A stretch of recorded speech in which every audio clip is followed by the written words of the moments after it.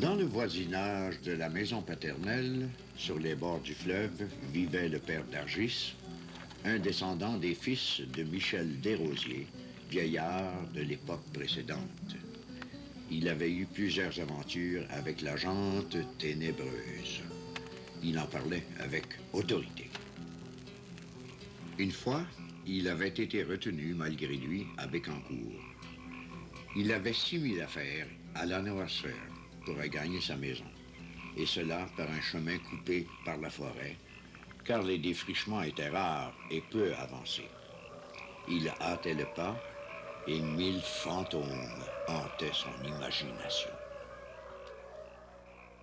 Les gens qui ont écrit relatent que dans les paroisses, il y avait des conteurs, il y avait des gens qui aimaient raconter des histoires de fantômes, de feux follets, de loups-garous, de chasse-galeries. Jusqu'à dans quelle mesure ils y croyaient vraiment, d'après moi, c'est assez limité. C'est que quand même, au 19e siècle, il y a l'instruction qui se répand, il y a la science qui répond aux phénomènes, il y a l'Église qui est toujours très prudente face à ses croyances. Et finalement, je crois que c'était une façon de passer une bonne veillée, comme on dit, de se raconter des peurs. Or, au plus profond du bois, il s'aperçut qu'il était suivi d'un animal de la corpulence d'un homme couvert de longs poils, au regard honteux, mais les yeux flamboyants comme des tisons. Effrayé, il prit sa course et la bête le suivit, effleurant souvent ses talons de son nez visqueux. Bécancour, c'est une ancienne paroisse qui remonte au 18e siècle, au début du 18e siècle. Évidemment, le folklore est plus chargé, plus riche. Il y avait eu une histoire d'une maison hantée en 1878, mais finalement, celui qui avait écrit la monographie s'était rendu compte que c'était des farceurs qui s'étaient cachés dans la maison en question, qui faisaient du bruit durant la nuit. Alors, ça suscitait une certaine émotion, mais que c'était des jeunes qui jouaient un tour. Là. Il y a beaucoup dans les paroisses des histoires, à un moment donné, qui circulent, puis de père en fils. À bout de force, il s'arrêta et la bête fit de même.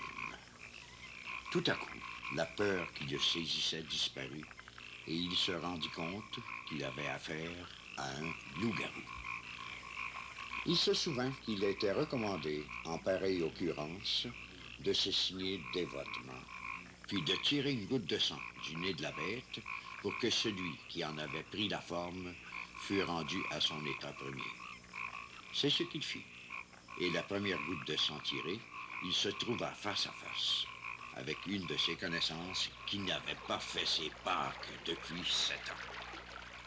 Le diable s'était emparé de lui et le faisait errer toutes les nuits par les chemins les plus ténébreux jusqu'à la lueur du jour. Il n'y avait que sa femme qui le savait et elle ne pouvait le déclarer à personne, pas même au curé.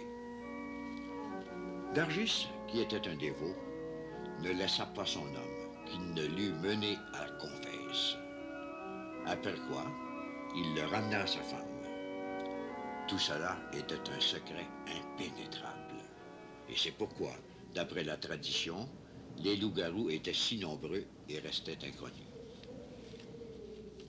C'est une hypothèse intéressante. Est-ce que les croyances très fortes, disons, au catholicisme ont empêché les croyances à la superstition? C'est possible. Très tôt, je pense au 17e siècle, ces croyances-là n'ont pas pu se perpétuer ou se développer. Et c'était vraiment l'Église avec les croyances au purgatoire, à l'enfer, au ciel. Et disons, c'était plus théologique, c'était plus conforme à la théologie de l'Église.